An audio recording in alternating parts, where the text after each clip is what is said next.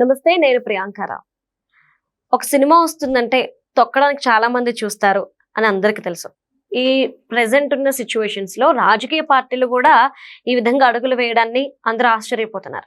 సరే, దీనికి అడ్డుకట్ట పడుతుంది అని అనుకుంటున్న లోపు మరొక అంశం చర్చనీయాంశమైంది. ఒక రాజ్యాంగేతర శక్తిగా ఎదిగిన వ్యక్తి ఈ సినిమాకి సంబంధించి కొన్ని కీలకమైన వ్యాఖ్యలు చేశారు. మరి ఏంటి ఆ వ్యాఖ్యలు? అసలు ఎందుకు అలా మాట్లాడారు? కేవలం రాజాసాబ్కి కూడా టికెట్లు పెంచినప్పుడు ఎవరూ మాట్లాడని వారు ఈరోజు మనశంకర వరప్రసాద్ గారు సినిమాకి మాత్రం ఎందుకు మాట్లాడుతున్నారు అనేది ఈ వీడియోలో తెలుసుకుందాం. మనతో మాట్లాడడానికి సీనియర్ జర్నలిస్ట్ సిఎస్ రావు గారు ఉన్నారు, ఆయన అడుగుదాం. నమస్కారం సార్. రాజాసాబ్కి కూడా టికెట్లు పెంచారు, రేట్లు పెంచుకోమని ఆర్డర్స్ వచ్చినాయి. కోర్టుకు వెళ్తే ఎందుకు పెంచారని క్వశ్చన్ చేయడం కూడా అయిపోయింది. మనశంకర వరప్రసాద్ గారికి కూడాను టికెట్లు పెంచుకునే అవకాశాన్ని కల్పించారు. ఈ కల్పించింది ఇదంతా పక్కన పెడితే ఒక రాజకీయ నేత కొన్ని కీలకమైన వ్యాఖ్యలు చేశారు. అంటే ప్రభుత్వానికి సంబంధం లేకుండా, ప్రభుత్వం అంటే ఎవరైతే అధికారులు ఉన్నారో దీనికి ఆయన అనుమతి లేకుండా ఆయన తరపు నుండి, ఆయన శాఖ నుండి ఒక లెటర్ రిలీజ్ అయిపోయింది పర్మిషన్స్ ఇస్తూ. ఇది ఎలా సాధ్యం? ఎవరు పాలిస్తున్నారు అసలు రాష్ట్రాన్ని? ఎవరు నాయకులు అని? ఏంటి అంటే ఇది సినిమాని తొక్కేయడం కోసం జరుగుతున్న కుట్ర అనుకోవాలా, లేదంటే నిజంగానే ఇలాంటి ఇష్యూ ఒకటి ఆ పార్టీలో ఉంది అంటారా? ఇప్పుడు రాజకీయ కోణం నుంచి చూస్తే ఒక్కొక్క హీరోకి ఒక్కో రకంగా ఈ రాజకీయ పార్టీలు లేదంటే ప్రభుత్వం ఉన్నటువంటి ప్రభుత్వ వర్గాలు వ్యవహరిస్తున్నాయి అనేది స్పష్టంగా చెప్పొచ్చు. ఎందుకనంటే ఇప్పుడు మన శంకర ప్రసాద్ సినిమా ఉంది, దానికి 600 రూపాయలు ప్రీమియర్ షోస్ కి, అలాగే మల్టీప్లెక్స్కి ఏమో 100 రూపాయలు, 125 రూపాయలు, మామూలు స్కూల్కి ఏమో 50 రూపాయలు పెంచుకునే దానికి వీళ్ళు పర్మిషన్ ఇచ్చారు. టికెట్లు పెంచుకునేది అది కూడా 1 వీక్ పెంచుకునేది. ఎలా ఇస్తారు అనేది ఇప్పుడు బీఆర్ఎస్ పార్టీ క్వశ్చన్ చేస్తుంది. ఎందుకు రాజాసాబ్కి టికెట్లు పెంచడానికి లేదని చెప్పేసి హౌస్ మోషన్ పిటిషన్ వేస్తే తీర్పు చెప్పింది, హైకోర్టు తీర్పు చెప్పింది పెంచడానికి లేదు అని చెప్పేసి. ఆ తీర్పు అలా ఉన్నప్పుడు గవర్నమెంట్ ఎలా ఇస్తుంది, జీవో ఎలా ఇస్తుంది అంటే కోర్టు ధిక్కరనే కదా. ఇదే అంశాన్ని బీఆర్ఎస్ పార్టీ చెప్తుంది. ఒకటి. రెండు, అసలు నాకు తెలియకుండా టికెట్స్ రేట్లు పెంచేశారు అని ఎవరన్నారు? సినిమాటోగ్రఫీ మినిస్టరు కోమటిరెడ్డి వెంకటరెడ్డి గారు అన్నారు. ఆయన ఆధ్వర్యంలో సినిమాటోగ్రఫీ మినిస్ట్రీ ఉంది. ఆయనకి తెలియకుండా సినిమాకు సంబంధించినటువంటి జీవోలు వచ్చినాయి. నేను ఎప్పుడు పుష్ప 2 నుంచే నేను అసలు టికెట్లు పెంచడం, టికెట్ల ధరలు పెంచడం, ప్రీమియర్ షోస్ ఇవ్వనని చెప్పేసి నేను డిక్లేర్ చేశాను. ఆ రోజు నుంచి నేను ఇన్వాల్వ్మెంట్ లేదు, నాది ఏ సినిమాలో కూడా నా ఇన్వాల్వ్మెంట్ లేదు, తాండవంలో లేదు, రాజాసాబ్లో లేదు, ఏ సినిమాలో ఆ రోజు నుంచి పుష్ప 2 దగ్గర నుంచి ఏ సినిమాలో లేదు. నేను ఒక నిర్ణయం తీసుకున్నాను టికెట్లు పెంచకూడదు అనేది. అదే దాని మీద నేను స్టిక్ ఆన్ అయినాను. కానీ నాకు తెలియకుండా పెంచేశారు. అంటే అది ప్రభుత్వానికి ఒక రాజ్యాంగేతర శక్తి సెక్రటరియట్ లో మొత్తం మానిటర్ చేస్తున్నారనేది గత కొంతకాలంగా వినిపిస్తుంది. ఇదే విషయాన్ని బీఆర్ఎస్ పార్టీకి సంబంధించినటువంటి మాజీ మంత్రి హరీష్ రావు గారు చెప్పారు. హరీష్ రావు గారు క్వశ్చన్ చేస్తున్నారు, మీరు ఎందుకు పెంచుతారు, ఎలా పెంచుతారు?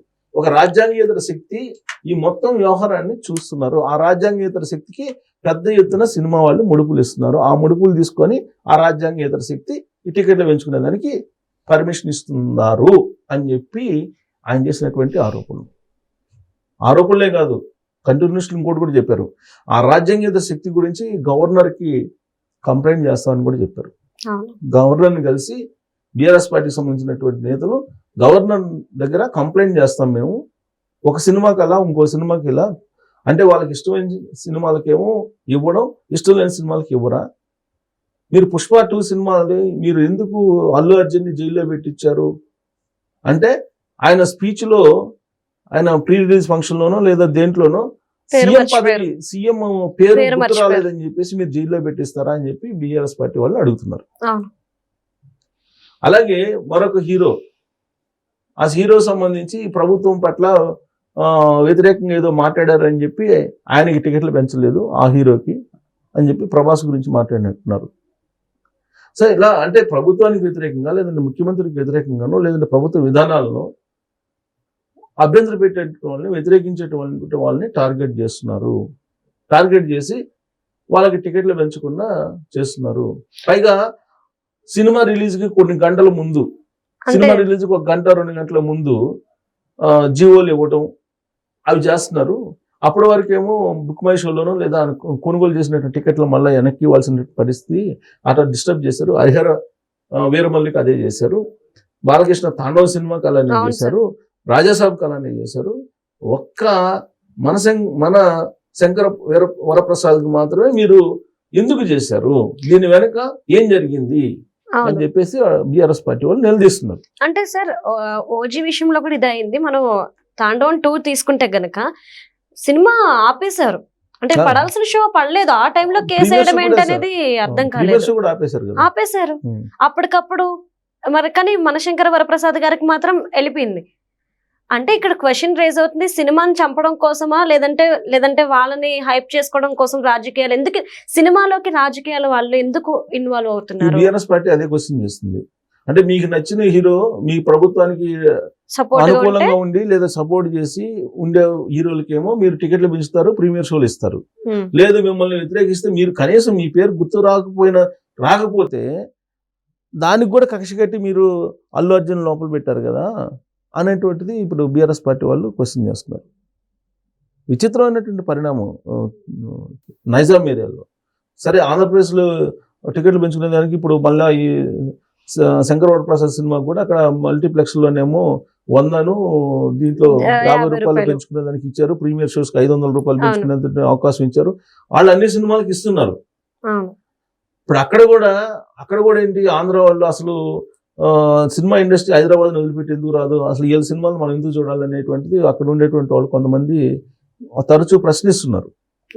ఇప్పుడు ఆ కలెక్షన్స్ ఏమో తీసుకుంటారు, కలెక్షన్స్ ఏమో వస్తాయి ఆంధ్ర నుంచి. ఆ ఆంధ్ర నుంచి వచ్చినటువంటి లాభాలేమో పెట్టుబడి కింద తెలంగాణలో పెడతారు, హైదరాబాద్ లో పెట్టుబడి పెడతారు. సార్ మనం ఒక చిన్న హైలైట్ చూస్తే ఫస్ట్ జీవోస్ రాజాసాబ్కి కానివ్వండి, తాండవానికి కానివ్వండి, ఓజికి కానివ్వండి, మనశంకర వరప్రసాద్ గారికి కానివ్వండి, ఈ సినిమాలన్నిటికీ ఫస్ట్ జీవో రిలీజ్ చేసింది టికెట్లు పెంచుకోవడానికి కానీ అన్నిటికీ అనుకూలంగా ఉండడానికి జీవో రిలీజ్ చేసింది ఏపీ ప్రభుత్వం. అవును. దాని తర్వాత ఇష్యూస్ తర్వాత తెలంగాణ వచ్చింది. నైజాం అంతే, నైజాంలోనే అంటుంది. ఎందుకు వస్తుంది నైజాంలో అంటే అది పుష్ప 2 సినిమా సందర్భంగా అక్కడ క్లాస్ రోడ్ లో జరిగినటువంటి ఇష్యూ దగ్గర నుంచి ఒక నిర్ణయం తీసుకున్నారు. ఆ నిర్ణయం కట్టుబడి ఉండాలి గవర్నమెంట్, కానీ ఉండడం లేదు. నిర్ణయానికి కట్టుబడి ఎవరు ఉండలేదు అంటే సీఎం ఉంటున్నా. మరి సంబంధిత మినిస్టర్ ఏమో నాకు తెలియకుండా వచ్చేసింది అని చెప్తున్నారు. మరి ఎవరిస్తారు? మినిస్టర్ కన్నా పైన ఎవరున్నారు? సీఎంఏ కదా. సీఎం ఆదేశిస్తేనే కదా ఇచ్చేది. మరి సీఎం కూడా తెలియకుండా రాజ్యాంగేతర శక్తి ఈ మొత్తం చేస్తున్నారని చెప్పి బీఆర్ఎస్ పార్టీ వాళ్ళు అంటున్నారు. మరి ఆ రాజ్యాంగేతర శక్తి ఎవరు ఏంటి అనేది ఇప్పుడు చర్చ జరుగుతుంది. గతంలో కూడా 2-3 ఫైల్స్ సంబంధించి కూడా న్యూస్ వచ్చింది బయట, రాజ్యాంగేతర శక్తి మొత్తం నడుపుతున్నారు, సినిమా వాళ్ళ దగ్గర ముడుపులు తీసుకుని ఇవన్నీ చేస్తున్నారు అని చెప్పేసి. సో ఇప్పుడు ఈ సినిమాకి సంబంధించి ఒకరి సినిమాకి అలా ఇంకొకరి సినిమాకి ఇలా అంటే ఇప్పుడు రాజాసాబ్ డిస్టర్బ్ అయిందా లేదా? ఇప్పుడు 500 కోట్లు పెట్టి నిర్మించినటువంటి సినిమా, ఇప్పుడు ఇదేమో శివశంకర్ వరప్రసాద్, అంత బడ్జెట్ ఏం లేదు. పాన్ ఇండియాకు సంబంధించినటువంటి హీరో ప్రభాస్, ఇక్కడేమో చిరంజీవి గారు లోకల్ గా సంబంధించినటువంటి గ్లోబల్ హీరో అంటున్నారు అభిమానులు. సరే గ్లోబల్ హీరోనా లేకపోతే పాన్ ఇండియా హీరోనా? ప్రభాస్ కలెక్షన్స్ ఎంత, బాహుబలి కలెక్షన్స్ ఎంత, ఇవన్నీ సరే ఎవరు కలెక్షన్స్ ఏంటి, ఇవన్నీ ఫ్యాన్స్ మధ్య నడుస్తూ ఉన్నాయి. ఇలాంటి పరిస్థితుల్లో పొలిటికల్ గా సినిమా ఇండస్ట్రీ బాగా నష్టపోతుంది. పొలిటికల్ ఇన్వాల్వ్మెంట్ ఎక్కువైపోయింది సినిమా విడుదల సందర్భంగా.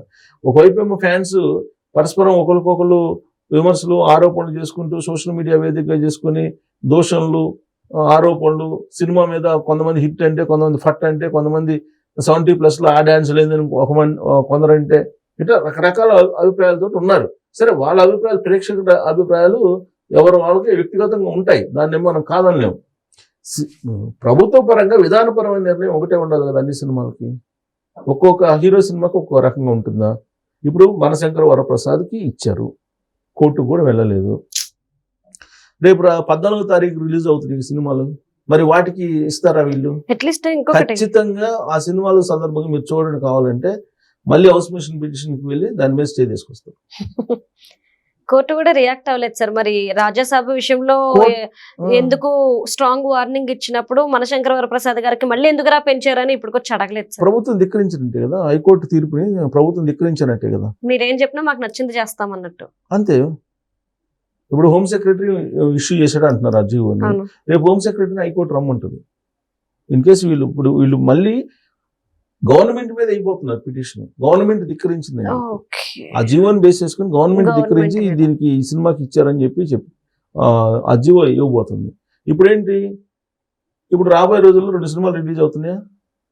ఇది రవితేజ భర్త మహాశైలకు విజ్ఞప్తి, భర్త మహాశైల అనగనగా ఒక రాజు. రవితేజది అనగనగా ఒక రోజు, తర్వాత నారి నడుమమునారి. అవును. మరి ఈ సినిమాలకు కూడా టికెట్లు పెంచుకొని ప్రీమియర్ షోస్ చేసుకోవడానికి పర్మిషన్ ఇస్తారా అనేది ఒక పెద్ద చర్చ జరుగుతుంది ఇప్పుడు. చూడాలి మరి ఇస్తారో ఎవరో.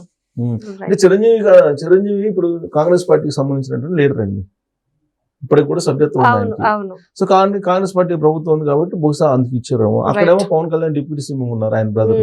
అంటే రాజకీయంగా బలంగా ఉంటే తప్ప సినిమాల్ని విడుదల చేసుకొని బెనిఫిట్ పొందేటువంటి అవకాశం లేదు అనేది ఈ కార్యక్రమాలు ఇలాంటి ఇష్యూస్ ని బట్టి అర్థం అవుతుంది. అదే బీఆర్ఎస్ పార్టీ కూడా అంటుంది. బీఆర్ఎస్ పార్టీ వాళ్ళు కంప్లైంట్ చేయడానికి గవర్నర్ కి ఈ ఇష్యూని తీసుకెళ్ళడానికి సిద్ధం అవుతున్నారు. మరి గవర్నర్ ఇష్యూని తీసుకెళ్తే రేపు రాబోయే సినిమాలకి అంటే ఒక శంకర్ వరప్రసాద్ మాత్రమే ఈ కలెక్షన్స్ 3-4 రోజులు ఉంటాయి.